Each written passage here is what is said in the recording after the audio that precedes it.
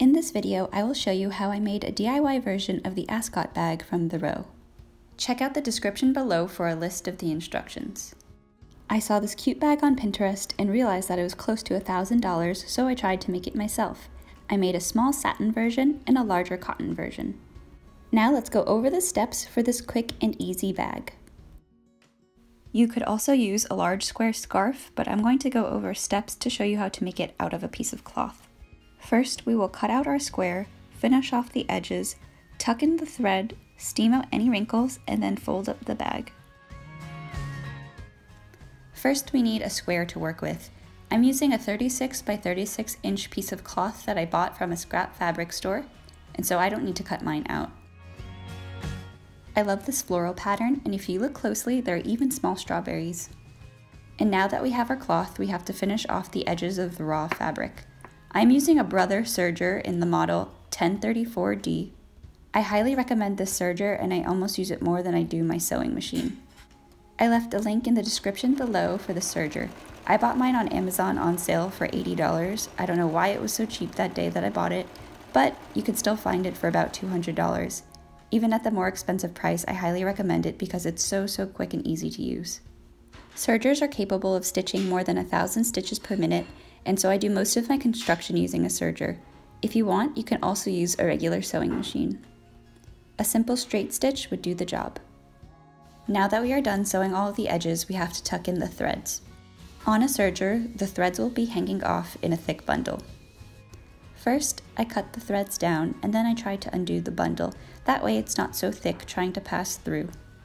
Just be patient, this is definitely the trickiest part of this whole process, and it will be worth it in the end to have super neat corners.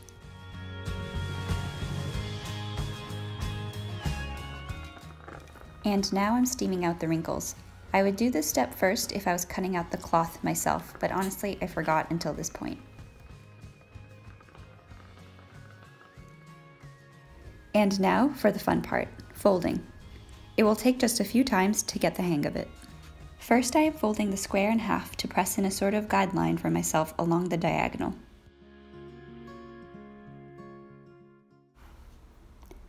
I will be folding in the edges towards the center line, and then folding them in half again, and then folding this triangle in half.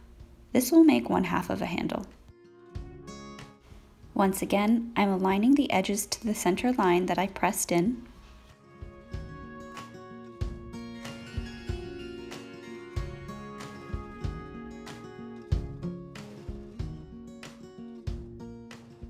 Folding the edges to the center line again.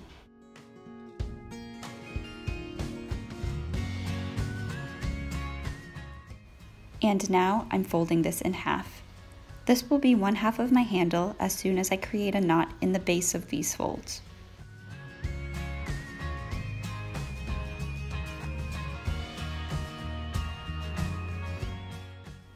Right now I'm trying to free the fabric edge at the base where I'm going to create the knot, that way it's not so bulky. It will take some fiddling around to figure out the correct length, but right now I'm just approximating it.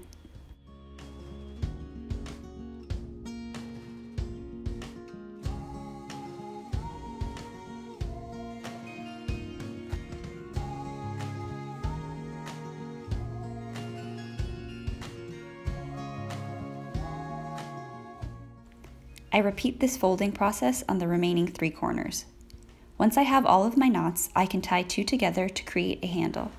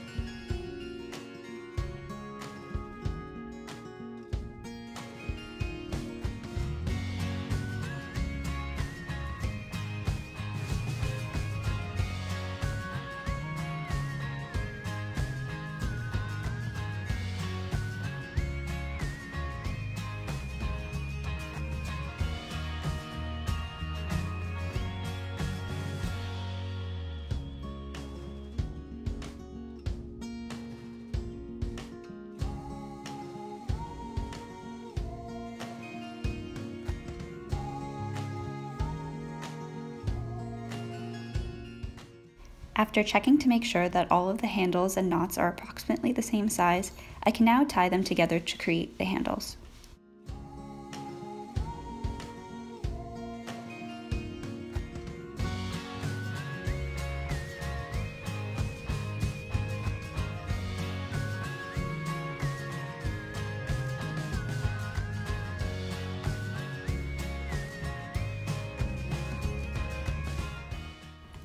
And now that it's done, I'll try to fluff it out a little.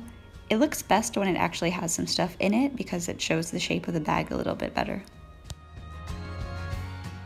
And there you have it, your very own DIY The Row Ascot bag for not $1,000. Thanks for watching.